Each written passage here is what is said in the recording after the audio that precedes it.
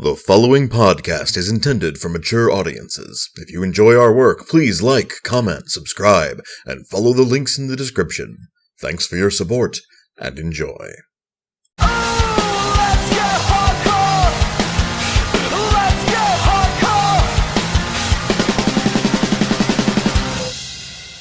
Greetings and salutations, listener. It is I, Eric J. Chucci, joined by my fellow Pokemon Master, the Boy. Hey, that's not true. I don't think. I'm a champ of a couple regions, but I wouldn't call myself a Pokemon master. Greetings and salutations, listener. It is I, Eric J. Chucci, joined as always by the Pokemon Pleb, the Boy. Yeah, there we go. Hey.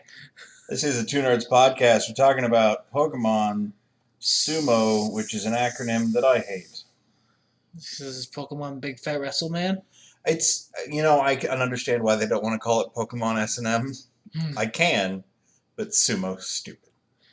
It makes sense. It's just like it's not gonna be like B and W, Pokemon. D and P. D and P's not better. D and P isn't better. I don't know why you guys were like, let's draw the line at S&M.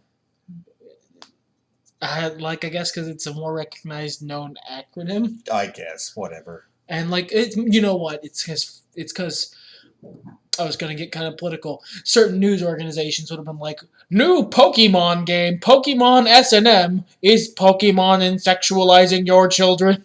I hate it when I get insexualized. Actually, if I could become an insect for a while, I'd be okay with it. Yeah? Oh, stealth pun? You got it. That's right, listener. I hate you. I hate you so much. No, I think that was a clever enough. You know what? It was. I had to bemoan it for contractual reasons. You have been chill all day, Kat. We turned on the podcast and she exploded. She's just like rocketing back and forth across the house. I'm sure it will barely pick up on the mic. Shaggy, we're talking about Pokemon. Yeah. Or whatever. Who cares? You love our cats as much as we do. Nah, that's not true, but you do love our cats. Or if you don't, I don't care. Go fuck yourself. Yeah, don't even comment about it for once. Just go fuck yourself. But yeah, we're here to talk about Pokemon Sun and Moon. I have played the game to completion. I don't like that phrasing. I have played the game to climax and beyond. Well, good for the game. I'm sure it's very happy. I got Sun, he got Moon. I haven't beaten Sun yet, partially because I just honestly played a fuckload of it the first 2 days. I got way ahead of him and way ahead of our other roommate. And then, got to the point where I was like, all right, well, I need to stop for about a little while.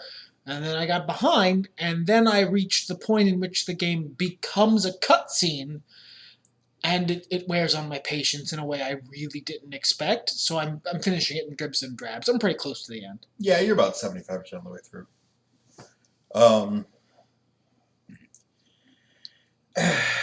A spoiler-free review. Count this as your 5 seconds because I'm tired of that silence shit. It's such a good bit though. But go ahead. Yeah, it's good. It has its idiosyncrasies. It does. Every Pokemon game does, I think. I would say so. It's not the worst Pokemon game I've ever played. It's far from the worst one. That would be Diamond and Pearl generation. I believe I specifically played Pearl. No, I played Diamond. I don't remember, honestly. I don't remember either because I actively hated that game. I only finished it because I liked the Pokemons I had and I wanted to be able to finish it and transfer them to a better game. But, no, this was pretty good. There's a lot that I really love about it. There's a lot that I don't care for about it. And there's a lot going on. When I anticipated the release of 7th Gen, I just thought it was going to be another Pokemon game. This is not just another Pokemon game. No, siree, Bob. They changed up the formula in a lot of ways I really, really like.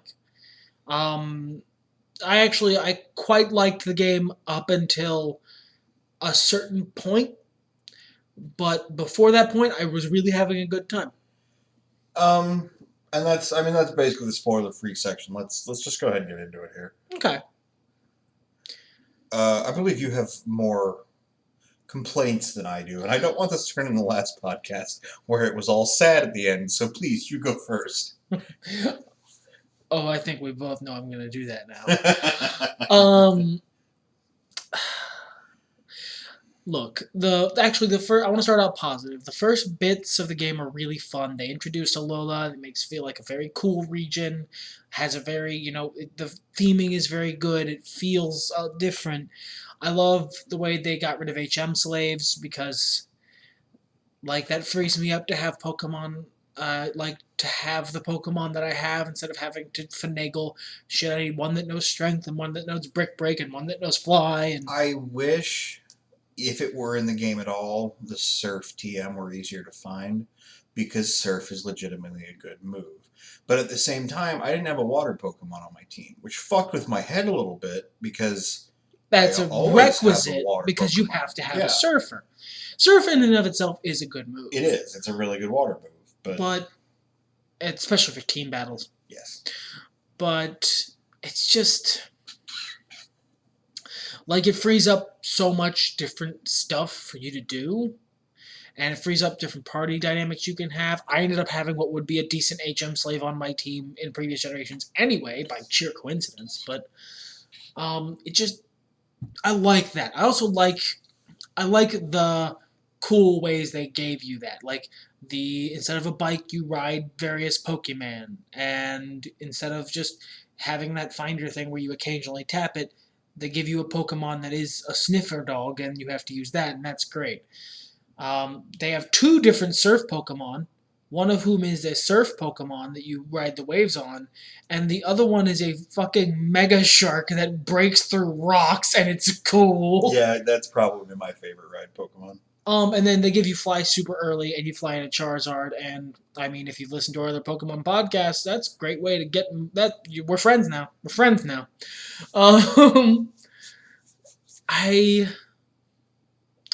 I really like the travel system. I really like some of the changes. I like the movement away from gyms, even if I think some of the totem Pokemon battles are horse shit. I can get past it because I like the newness. I like the change of pace. It's neat. Well, and also it's a bit of a lottery thing because every game has one of those gyms that's horseshit, depending on what you have going into it. I remember one of your biggest problems with Diamond and Pearl is there was a steel trainer that you had to beat, and I had none of the things that could fight a steel person. You had one fire Pokemon, and it was a fucking Rapidash, and it didn't know shit for fire moves. And that was the only fire Pokemon. Fun fact, in that game, whichever version I had, that's literally the only fire Pokemon you can get. That and the starter. And you had the grass starter. Because the grass starter is... I mean, the grass starter is objectively the best starter in that game. I like Empoleon, but... Yeah, Empoleon, you know what? Empoleon is close second. Very, very close. But the fire starter's garbage. This game, however, that's not the case. The fire starter is fucking amazing. I like the kitten form, I like the regular cat form, and Incineroar is best. Incineroar is bae. I love that fucking Pokemon. He's so fun. His moveset is so cool. The one problem I have is that his super mega awesome Z move uses the same PP pool as his unique dark type move, and I wish it didn't, but I can understand why it does for balance reasons. I can just see you waiting for me to get into the part that I didn't like, so I'll go ahead and do that. Okay. I prefer to have like a back and forth where we actually have a conversation, but okay. So sassy tonight. No, I mean, I didn't train an Incineroar, so I can't really comment on that. At a certain point in the game, the cutscenes get super long, and it's a long cutscene in a format where you have to be engaged because you have to press A occasionally, and you have to like be watching because I can't not pay attention to it. It is the story of the game that I'm playing. I'm not Meister Jaeger. I have to pay attention. And you know, at some point the cutscenes are long is different for every player, because our roommate, who is not a gamer in any way except for Pokemon, grew impatient with it around just after the start. Yeah. Whereas it took me till I had one fully 20-minute cutscene. I never really And it wasn't noticed. just a 20-minute cutscene. It was a 20-minute cutscene interspersed with me occasionally having to reaffirm that I'd like to continue watching the cutscene, as if Netflix got suddenly way more annoying about "Are you still there?" I wish the WWE Network did that. I don't know how many episodes of Nitro I missed falling asleep on the couch earlier. But and the honestly, the big part of it is I understand that it gets worse. Is one of the reasons I haven't beaten the game. It's not like you're absolutely right. It's engagement, and I will say that the ending in total is a really long series of cutscenes. Our other roommate timed it. Apparently, it's 45 minutes. A lot of that you can just ignore, but I mean, like you can sit it down and go, "That's nice," or walk away. But if you want to soak in your accomplishment, I mean, that's pretty standard for an RPG ending cutscene. I don't know that that's true. 45 minutes, I don't think is very standard. The ending to Final Fantasy VI is half an hour. Really? Yeah. Maybe it's because it's a better story. Well, and that's, I mean, Because the story of this game is Pokemon caliber. it's a bit deeper than your average Pokemon game. I'd say it's on par with Black and White. But yeah, it's not. I mean, it is a game for kids in the end. It doesn't, try to sell you on any really complicated ideas. I like it. Now, the ending, there's like an extended Return of the Jedi sequence that, I don't know if we needed that. It was cute. It was fun. I liked it. But honestly, I wish there were dialogue there or something that was worth like soaking in, because the fact that there wasn't, it just made it sort of tedious. Like, Okay, we get okay, it. They're happy. Good. yeah, I would Moving like to on. see these characters interact and like bring some finality to things or build. I think it's partially that I came to the realization early on in this game that I was the rival. I'm Gary Oak in this game. How Waka is red. How is his name? But he will always be Waka to me. And I, having had this role reversed, I can understand why Gary hated me so much better. I see, and I don't have that issue either. And again, our roommate is like the stark contrast here because he fucking hated all of the characters. And I don't hate Waka. I just recognize that Waka is Waka and move on with my life. sure, and he's happy, whatever. I don't like him. He's a little ray of sunshine. I wish that Lily was slightly less completely useless. But she's completely useless by choice, so. Yeah, but that doesn't make it better. Like, if I hung out with someone who was like, oh, I'm awful and useless and I don't contribute anything to the goings on. Oh, could you? Yeah, I don't want to. Oh, I fuck off. Well, I mean, it's not even like an I don't want to kind of thing. I mean, you gotta figure she's been abused for her entire life, basically. Yeah. Like, there's reasons there, but I don't. It's not like I'm saying this only in hindsight. It's To be absolutely fair, like she handled it better than her secret brother. yeah. Well, he just left.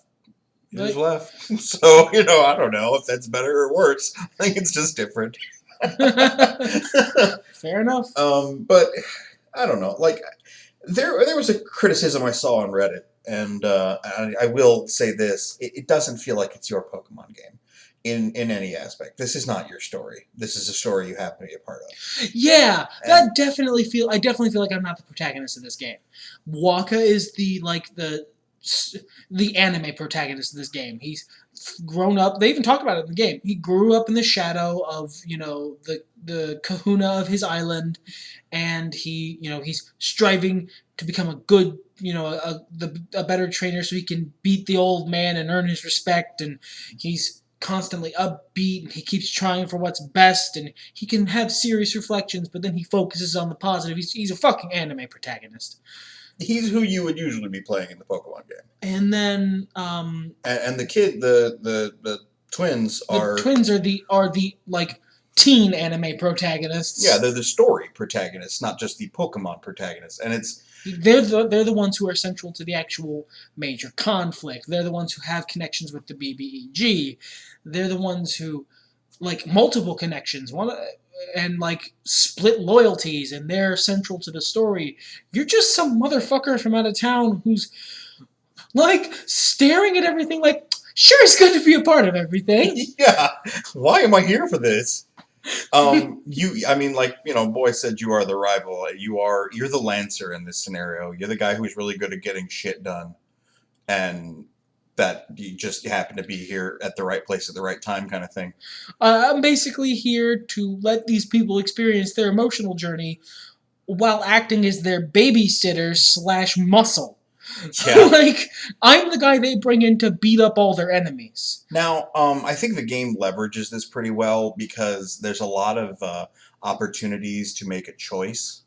And while they're not like dramatic or story changing or anything, it's only a couple of lines of dialogue that you're going to get different, if anything. But it allows you to feel like you're informing your character a bit better. Instead of a lot of choices in Pokemon where they're usually yes, no, you can pick things like, well, I wouldn't say that, or yeah, what a great joke kind of shit, and sometimes you get different extra reactions out of it, sometimes you don't. But I appreciate that. I mean, I appreciated it before I even saw somebody point out that this really isn't your story. Because my biggest complaint about the game, and I do have a very large one, is the selection of Pokemon. And this is partially because I set myself up thinking about it, but only partially, because I'd be at least 75% this mad, even if I hadn't been expecting it. The pattern of the games has been you have a full new roster of Pokemon, then you do a partial roster of Pokemon From previous generations. But with some new ones, then a full roster of Pokemon, then a partial roster, then a full roster. We had X and Y that was a partial roster. This was supposed to be the full roster. And I saw all the Alolamons, and I was like, that's a little cheap, but they're pretty interesting. So They're like the Alolan forms of a previous Mons. And, I liked it. And in the end, there were a bunch of them that I actually really enjoyed. Alolan Muck it got me through the first half of the game. And Alolan Raichu got me through the second half. Alolan Raichu's fucking adorbs, by the way. And just a fucking tank. I mean, well, more like a glass cannon, but it has that one big shooty thing. An unstoppable monster. Yeah, I appreciated that. My one complaint about the selection of Mons is I got a Charge-a-Bug really early. Well, the thing that turns into Charge-a-Bug. And apparently, like, the zone you have to be in to evolve Charge-a-Bug into its cool blue beetle form is post-game. No. It's like the second to last dungeon. That's super fucking annoying. I agree entirely. It's fucking stupid. This is the thing. Like a dumb reason. One, the blue beetle one's cooler, and two, I'm losing out on. I have all the moves I want on that Pokemon. I'm losing out on better stat levels. Yeah. And it's not like you're doing what I did where you accidentally grind, because I was 2 weeks before this game came out, I got the last mythic Pokemon I needed to complete my Pokedex, my living Pokedex, 100%. I was excited for those 2 weeks. Then this game came out and new Pokemon exist, so that was no longer the case. But as I was going along my travels, I just went ahead route by route and grabbed the new Pokemon. So that when the Pokemon Bank opens in January, I can just shove them in my bank and Pokedex complete. I do have them all now, except for one of the alternate forms of Zygarde, but it's not technically another Pokemon, and I'll get it eventually, so... There is the 6th Papillon thing, but you have all those too. But I accidentally did a little bit of grinding, but it's not like you're doing that. You're actually going through the story pretty streamlined at the rate they want you to, which is another complaint I kind of have. Like, I'm going through the story at the rate they want me to, and unless I'm fighting a big villain, like, I'm trashing these kids. Mm-hmm. And that's kind of the way the game seems designed, is you're supposed to be, Johnny Brown from out of town. You're supposed to be the guy who just shows up, kicks everyone's ass, like fucking Stone Cold Steve Austin on his ATV, and then leaves. Yeah, the only real challenges are a couple of trainer battles, The Elite Four is strong. I'm not even gonna make bones about that. And the um, Totem Pokemon can be, And depending on your team. honestly, it's only because you're in a handicap match Well, yeah, against two Pokemon, and you can't just focus down the weaker one because then they'll just summon another weaker one, and it's usually the weaker one who's kicking your ass. I mean, they're incredibly well-built fights made to challenge you, but like when you're going through the rest of the game feeling like you're clowning garbage, um, okay, so when you played RPGs for a long time, or even just Pokemon, there's this mentality you get to where there is the grind once you hit a point where either you're comfortable with your challenge level or you rise above it, and then you fucking destroy everything in your path and just enjoy the game for what it is. You know, the story, the scenery, etc., etc. Because you earned your power. Sure. This game doesn't do that. I mean, you can grind and you can grind up above the challenge of those totem Pokemon, but outside of specific team comp or like being very careful with your Z moves, um, that's we're talking about at least 20 levels difference here. Like, Because I was 10 levels above pretty much fucking everything I faced throughout the game, and it did not matter.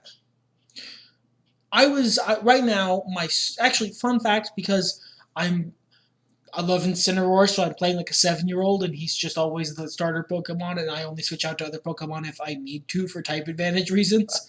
If Incineroar's moves are effective, we're done. I'm fighting with Incineroar. He's like 17 levels above everything in the game, everything Yeah. I'm fighting, but all of my other Pokemon are exactly on level range, just being in EXP shared. Which is not good enough in totem fights. No.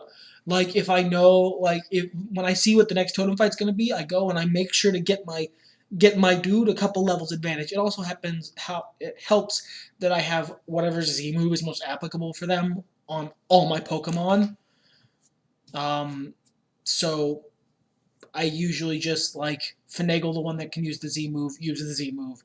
That usually helps with the totem Pokemon, but even then, those fights can be challenging. Mimikyu was a bitch.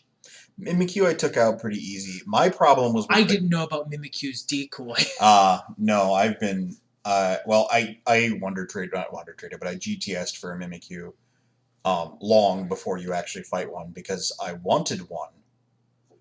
And like there are already so few Pokemon in this game. This was my fucking struggle. I'm gonna try to be brief about it. You start the game, you have 3 choices of starters. Once they're fully leveled, you have a Grass Ghost, a Fire Dark, and a Water Fairy. Those are cool typings. Those are great typings. If I didn't hate the Water Fairy's look, I would like all 3 of them. I like the second and third Grass evolutions. Ghost that fucking Grass Ghost Pokemon looks so cool. I like the second and third evolutions. They're fine. The first one's dumb, but second and third ones are great. That's just I like them a lot. But here's the issue: is that fucking everything in Alola is dark, fairy, and to a lesser extent, ghost. There's so for being a happy Hawaiian paradise. There's so many dark type Pokemon. And I understand all of the normal type Alolan, all of the Pokemon who are normal type, their Alolan forms are dark type, and I don't know why. I understand why there's so many fairies because they're adding more because that type only came out last gen. Right. That makes sense. Yeah. I was surprised there weren't more water types, but again, you're on an island archipelago. After fucking Hoenn, we don't need more water types, so it's okay. But what I wasn't expecting is all the fucking grass types. Nor was I expecting the fact that I fucking love all the grass types. And you, being a Pokemon trainer of the ancient lore, cannot in good conscience have a team of all one type. Well, no, unless I was doing a mono challenge. But I mean, especially with the way the difficulty in this game goes, that's not going to fucking work. A mono challenge, only use Pokemon that are circles. You could do that. Yeah. Yeah. especially if you use Jigglypuff when viewed from above. um, Arbok, but he's sleeping. um, um, but even the ones I wanted to use, Serena and Lurantis, they're just grass type. That plus my starter, because I got Decidueye and Rowlet as he sits here on my left in delicious circular owl bobble form. That's already so much type overlap. Never mind the overlap I had with Mimikyu, because Decidueye is Grass Ghost and Mimikyu is Ghost Fairy, which overlapped again with my fucking Ribombee, which is Bug Fairy. And I was like looking for a water type, and it was all like, well, we got Bug Water, we got Poison Water, or you can have Multi-Fish. And I'm... Or you could have the Slowbro. Oh, yeah, fuck. Well, no, because I wanted to train new fucking Pokemon. Most of these fucking Pokemon, I went with the Slowbro.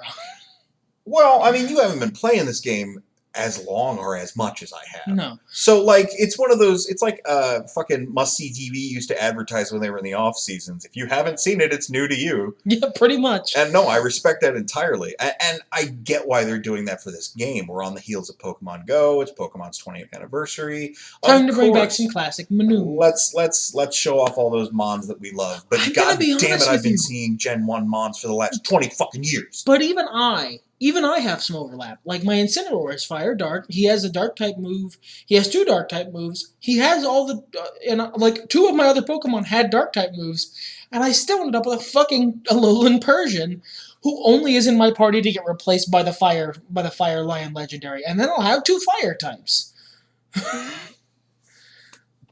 Yeah, I mean, at least. He's Fire Steel, though, so I'll have his... What, right? No, he's Steel Psychic. Psychic? Use your least favorite typing. Oh, that's right. He's a Bronzong, but he's a Fire Lion, so it's okay. I love the Legendary. I love the Sun Legendary more than the Moon Legendary. But you got Moon because you like the available Pokemon more. Yes. Oh my god, could you imagine how upset you'd be if you were playing Sun? Yeah. Because I don't have the same problems he does, but honestly speaking, that's partially because I've caught maybe like 10 Pokemon. Maybe 15. And I'm including the 6 in my party. When I get into the high grass, I kill those motherfuckers. I'm here to win. I'm Gary Oak. I'll go back post-game and catch them all. Well, and it was just, I don't know, it's something I wanted to do. Also, I never have to buy Pokeballs, ever. Because every time I beat a trainer, it's like, here, take 15 Timer Balls. Yeah.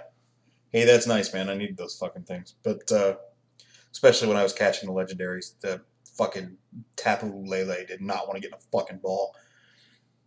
An hour I spent. I had to restart my game twice after I had already killed her once and had to go fight the fucking Elite Four again. You have to fight the Elite Four before you get to catch the legendary Tapu Lele? The legendaries, yeah, the Island Guardians. But can you save after you beat the Elite Four? Yeah, I just didn't think to save before I fought her. The others, I did that on. Except for Tapu Koko, and I just used my Master Ball on him. But mostly because I was out of balls, and I just didn't want to fight the Elite Four again immediately. I want that Fire Lion, though. So, you know what? That's actually great, because I don't have I guess I have the Slowbro, but Steel, Psychic, that's good. That's damn good typing. Well, that's why I had I'm not going to have any overlap. I'm happy now. Thanks, buddy. No problem, man. That's why I had the Alolan Raichu on my team, because she took over the spot my Alolan Muck had, and he was Poison Dark, and I didn't need a third Poison type on my team. So instead, you got a Fairy type. No, she's Electric Psychic. Oh, that's right. Yeah, so that took care of some type coverage against fighting guys and flying guys. There are very few types I cannot wreck. Fairy, I think, is the only type that I have trouble with at the moment. I never have trouble with Fairy type, because I am the guy with all of those limes, except the limes are poison type Pokemon. But anyway, I get why the Pokemon are so hard to find, the new ones in Alola, because they're fucking broken. Like most of them have abilities or movesets or whatever. They're just strong. What, the new Pokemans? Yeah. Yeah, they're good. They're like, I mean, there's some that I don't really care for, and there's some. Salazzle can eat me. I fucking love Salazzle so much. Oh my god, she's so good. Nothing is better after all these years than watching somebody drop a fucking Magnemite on me, and I'm like, oh, yeah, that's cute. Toxic. Fucking wither and die. You can tell you're a poison type trainer. I didn't know until Gen 5, but since then, man, poison life. Goddamn. But yeah, most of the Pokemon are really exceptionally good, even if they have only like good and competitive move sets like Pyukumuku. Um, Motherfucker doesn't have a damaging move, but he does have an ability that does damage based on how much damage he just took. And he's got a lot of other shit that he can set up for other Pokemon. Fantastic to have on a competitive team. Just designed from the ground up to be like that. And from what I understand, the Elite Four play like more like regular humans. They switch out. They fucking put in entry hazards. Mm-hmm. They do rapid spin shit. Yeah, they're rough. They were tough fights, man. I'm planning fully on just grinding to like level 80 and then fighting them. You should be around there anyway by the time you get there. But and just steamrolling through them with my higher level Pokemon. Oh, that's cute. You're switching out and putting entry hazards. Well, Darkest Lair hit, Darkest Lair hit, Darkest Lair hit. Go away, go away, go away. Now, I didn't spend much time with the Z moves. I equipped one, my Decidueye's specific one, and checked it out, and just was not impressed. I mean, it looks cool, but they're super powerful and they look cool. And Malicious Moonsault is the shit. To me, they're like the Final Fantasy VIII summons. It's just not enough bang for my buck to be taking that long. I'm not the guy who switches to the no animations thing. I love watching my Pokemon do moves. But like the charge up sequence, the dance maneuver, the title drop, then the actual move, which is usually really long. I use them when necessary. I use them on boss fights. They are not for fighting trainers. No, and I just don't. I'd rather have other shit equipped. And it's not like you use them a bunch. It's one per battle. Yeah. So like that's not a lot in a big trainer battle. Like, it's not. You got to pick your moment and then hit them with the good stuff. I'd personally just rather have something equipped that increases the ability of their moves. You know what I mean? Yeah, that's perfectly valid. There's a reason it's an option. Yeah. I think they're cool. I love seeing them, but it's just not really for me. What is for me is Mimikyu. Sweet, sweet Mimikyu. Because what I do with my Mimikyu is what happened to you. And I don't do it on purpose. It just, I guess I'll switch in Mimikyu. I'm going to use my Z move. Well, alright, have fun. His head flops to the side. Head just kind of flops to the side, and the little body's like, alright, good work, I guess. Fucking destroy you with my amazing move pool. Mimikyu's move pool is fucking and annoying. And he's physical, and I've got Wood Hammer on him. I had to spend a fucking heart scale for it, but oh my god, it's so good to just bash him. Ironically, because his name's a pun, and I hate puns, I really like Beware. Yeah? Beware is so good. Like, I don't have one on my team, but I kind of like want to go find a Stuffle just so I can get a Beware. Because I like that. I like its design. I like its weird, like, fucking Studio Ghibli villain sort of aesthetic. I'm not a fan. I don't really care for it at all. It's one of the few Pokemon I looked at this gen that weren't in a Alola form and was like, it's a fuck. It's a giant murderous stuffed animal. That's awesome. Yeah, I mean, like, I don't hate it. I just don't. I feel like my opinion of Beware is forever indelibly made more positive by the first time I saw one being a clip from the new Pokemon anime where one becomes like a vengeful Oni in the woods to Ash, chasing him around, going like making a cute little squeaky noise and knocking over trees. Okay. No, yeah, that would have probably endeared me to it as well. So there's a lot of improvements. Graphics are better all over. The music is fantastic. Very true. I like that you can hear Pokemon cries out in the wild, and they're actually Pokemon that are on the routes. That's neat. A lot of the changes mechanically. The Pokepelago is fucking to the tits.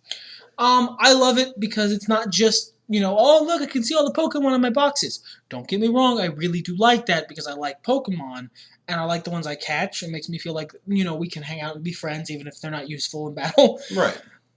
But most I like it because it gives me like a really, really easy way to get more Pokebeans, which is useful because I'm like a high-end personal trainer for my Pokemon. I give them massages and shit, and feed them, make sure they're eating right, making sure they're keeping to their exercise regimen. Me and them, we're a team.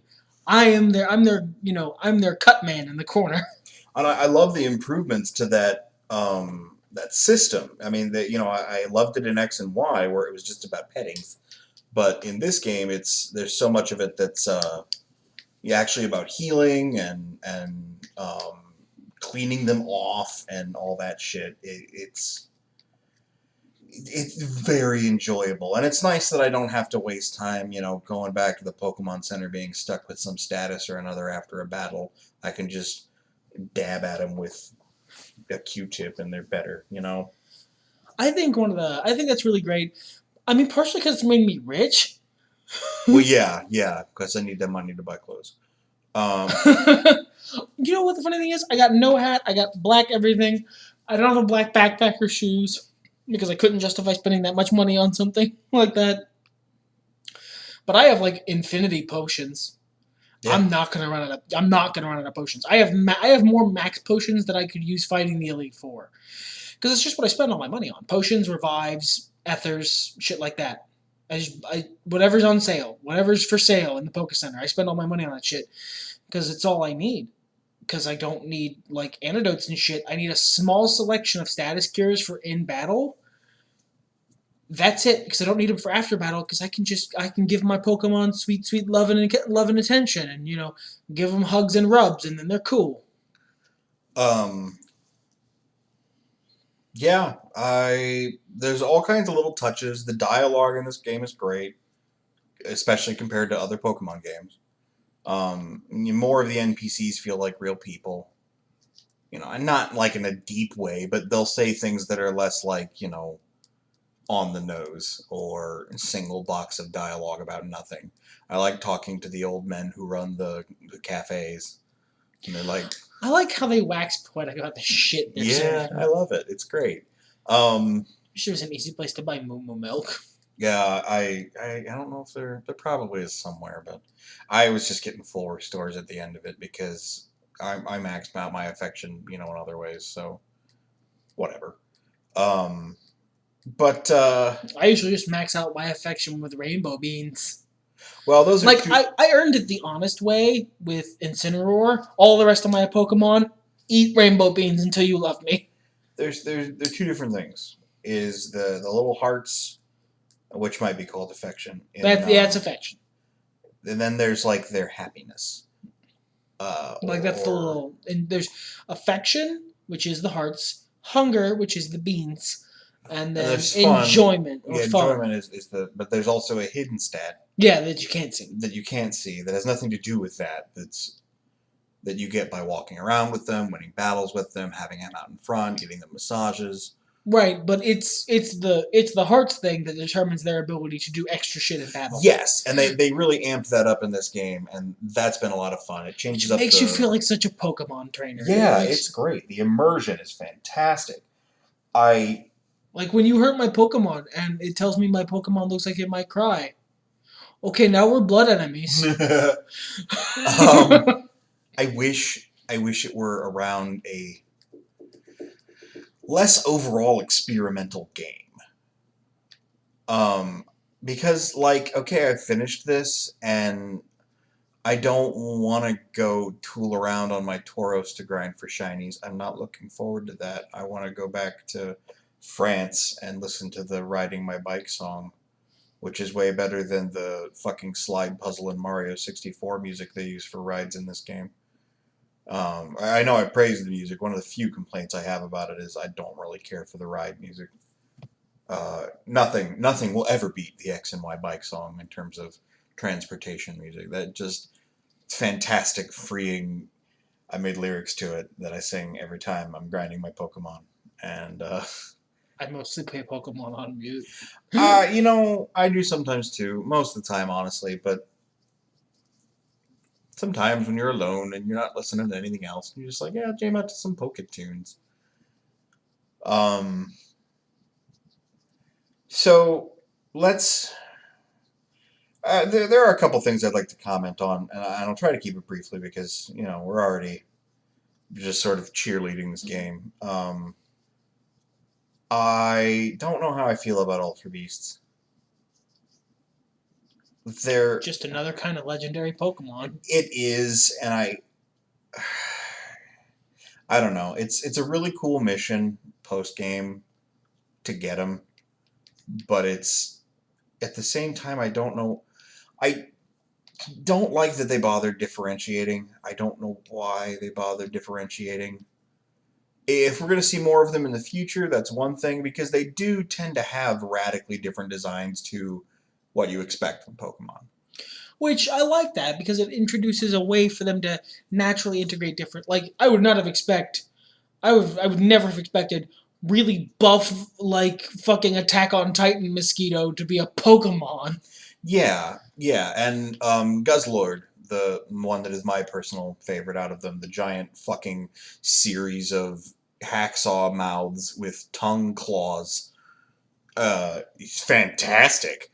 I But dig the not a shit out of him, Pokemon but set. no, I would not have gone. Yeah, that's a Pokemon. No, these are existential horror beings. They're clearly Eldritch Deep ones and shit. And I dig that, and I hope this isn't a one note thing. I hope they continue maybe one or two per generation to introduce more in the future. Like separate from legendaries. Yeah, and make them their own category. Right now, it's just like, what the fuck are these? Right now, they're just legendaries. They're just legendaries for this game. And that being said, I mean, not counting them, and the Island Guardians, and the proper box legendaries, and the hidden legendary, and the mythics, we have got one of the lowest totals of new Pokemon families in a game. And that's including Diamond and Pearl, whose new Pokemon came a lot in bulk from, much like this game, adding new forms to older Pokemon. Like, there are so few new Pokemon, and they're, for the most part, so hard to find. And, it's not even like, oh, well, it's fine, you can use these guys throughout the game. No, you can't fucking get any Ultra Beasts until post-game. It is a post-game quest before you get an Ultra Beast. It's post-game when you can get all the Island Guardians. And that's fun. I'm glad there's a lot of shit to do post-game. I really am. But come on, man. I want new fucking Pokemon. I'm hoping 8th gen gives us another full roster. Or stops drawing from goddamn Gen 1. You're so salty about that. I've been seeing, like, okay, man, I can't tell you how many teams I've had a fucking Geodude on. Dude, Geodude's a reliable guy. Sure, alright, but there's other fucking Pokemon. Like, it's not even like there's, okay, oh, I'm on the first route. Oh, how interesting. A seal. That's a Pokemon that you don't usually get until late game Gen 1. So that's not a Pokemon most people are going to have in their party. You know?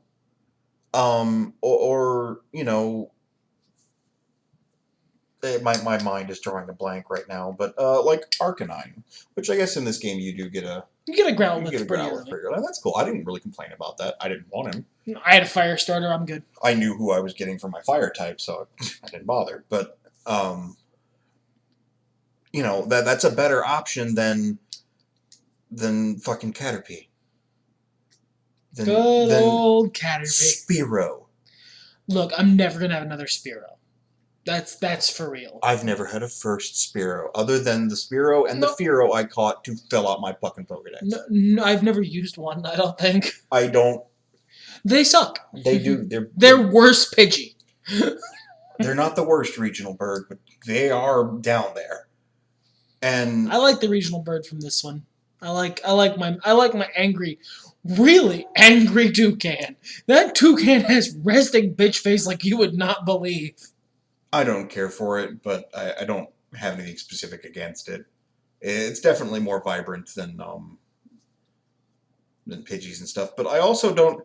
It's got that fucking Octillery evolution line where it's like, yeah, a woodpecker, yeah, a bigger woodpecker, now a toucan. So much so that I named mine a Woody Woodpecker like reference joke, and then it became a toucan, and like I named it after Mel Blanc. I named it Blanca because it was a lady. And that's a cool, island name. It's more Spanish, but still. And then it turned into a toucan, and I was like, should I rename it Sammy with an I or something? No. No, it's still Blanca. It is Blanca the bitch toucan. And Blanca doesn't fuck around. She is hard and she will cut you. She will blow you up with her exploding bird beak, which is for some reason a flying move. Which burns people, by the way. Oh, good. That's that fucking move is so cool. A beak blast. It starts charging at the beginning of the turn and goes off at the end of the turn. But if they do a move that makes contact in the middle, it burns them. Oh, that's nice. That's interesting. That's a good play on a couple of other moves they've had. Yeah, the new moves they've added are really great. New animations. Like, I have my complaints and I have my foibles and stuff. Overall, it's a good game. It's not my favorite. I don't know that I'm gonna reserve judgment until I beat it, but I don't think it'll end up being my favorite either. It's solidly somewhere in the middle. Like, probably upper middle. With that being said, there's been one thing we haven't really talked about, and I feel like should be the focus. The high note we're going to end on. The greatest thing to happen to the Pokemon franchise in 20 years. Your boy Guzma and Team Skull. I wasn't gonna take that from you. No, I appreciate that. Man, I've been Team Rocket for life, and then these guys showed up, and I was like, I'm defecting. Team Skull. I love everything about Team Skull. There's nothing I dislike about Team Skull. I love their grunts. I love their. I genuinely love the way they talk and move. Their music is great. Their icon is amazing. Guzma is grand. Guzma's your boy. You don't fuck with your boy Guzma. He's the big bad boss that makes everyone angry. Like, he has no fear. I love that. Unlike the boss of Team Rocket, who was frustrated and confused while you kept beating him, Guzma's genuinely upset. You beat him, like by the third time you beat Guzma, he is genuinely upset. Well, and here's something that's hidden in the subtext of the game. Did you run into that guy who was talking about how his son ran away from home? He was an NPC? Not specifically. Okay, so there's like a house in the game where there's this dude who's like, I forget exactly what the dialogue is, but he's talking about how you can't always, you can't always, teach something to do things right, or you can't always make amends for something. I don't remember what the fuck it was. But you walk over and he's got like a golf bag full of broken golf clubs. And a lot of the people in the community believe that to be Guzma's dad. And then Guzma was like, fuck it, I'm leaving. I am running away from home. I'm going to go join the circus, basically. And he went and founded Team Skull. But there's also some information to suggest that Guzma might not 100% know how catching Pokemon works. I love that he's a cool big bad Beetleborg boss who makes everyone mad. And he's also too shit to have ever completed the island challenges. Oh yeah, like he's Mr. Second Place, and that rubs him the wrong way. But like, there's a point later where he tries to catch a Pokemon by running at it, and his main Pokemon is what the fuck? Goleos. Yeah, Golisopod. And to get that, you have to get a Wimpod. And the easiest way to catch a Wimpod is there's one on the coast, and you have to run it down with your Tauros and hit A really fast to physically catch it in the real world. So, like, if you put these things together in reverse and just, like, add up all those pieces, the implication there is that Guzman never really caught his Pokemon so much as he just landed on it and then punched it until it was friends with him. And the rest he's just stolen from other trainers. Yeah, well, he's only, I think the only one he uses, like, is an Ariados or something like that. He's got, like, 3 or 4 Pokemon, yeah. Oh, yeah, he does, doesn't he? But, yeah, Guzman Team Skull, I knew I loved them before the game came out. I was married to them when I saw 2 of them hassling a street sign. I forgot about that. I adore how all of the punks in the game are clearly just Team Skull outside of their uniforms. Like, yeah, well, you see Team Skull Grunt, and then you see, like, Punk, Lady Punk, and it's clear she's clearly just got the bandana off. Yeah. Their theme music that just goes, oh, Team Skull. Oh my god. They're the best. Worth the price of the game alone. I mean, yeah. The characters in this game are really, really good. Like, I feel like even all of the not gym leaders and all of the really important NPCs, the captains, the kahunas, have so much personality. I think there's one important NPC in the whole game that you meet that has like 0 personality, and it's like an Elite Four member. I don't know why they're there, and I wish they weren't. That's not true. There's 2 characters in the game you meet who have no personality, but for one of them, that is their personality. The big bad evil lady is her whole personality is that she's driven. No, she's fucking psychotic. Yeah, like her children, but in an incredibly generic way. I mean, I do not like that character, and not like a, oh, you're evil, I don't like you, and like a, oh my god, yes, okay, we get it. Grow a mustache, twirl the fucking thing already, for fuck's sake. I don't know. I mean, I think she's pretty interesting. She's got that Kuja thing going on, except like even deeper because she doesn't. Agree to disagree. And maybe it's dialogue you haven't gotten to yet. I watched her have her big evil person freak out where she tried to destroy the world and was bored. I was actively bored during it. Because, oh my god, could you be a more Snidely Whiplash paint by the numbers villain? I'm going to destroy the world to bring these strong Pokemans, that way I can rule the world with my strong Pokemans. Holy shit, Giovanni had more character than No, it's not about that at all. Her children disappointed her because she had like a fucking psychotic break at one point. She used to be an okay mom, and then she went fucking nuts about these UBs. Her husband left her, and when her kids messed up, she treated them like absolute crap. Yeah, she's a shitty mom. Yeah, she was a shitty mom. Like, but not like just, oh, you're kind of shitty, but like, oh no, we need to call the authorities kind of shitty.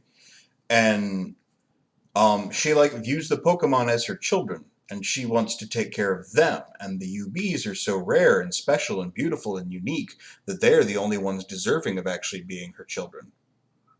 She doesn't want to destroy the world. She wants to fuck off and go hang out with the Pokemon in their weird, horrible Pokemon world. That's why are we stopping her? Bye. Well, because she ripped a hole in the space-time continuum and it's sort of collapsing. Can we leave her in there when I beat her and like fix the space? Can we just leave her there? She's just like, I don't know if it's the way her dialogue's written. She's just boring. I tune out. I mean, that's fair. She's no fucking Gestus, and she's no fucking N. And Gestus is actually a pretty, simple supervillain, but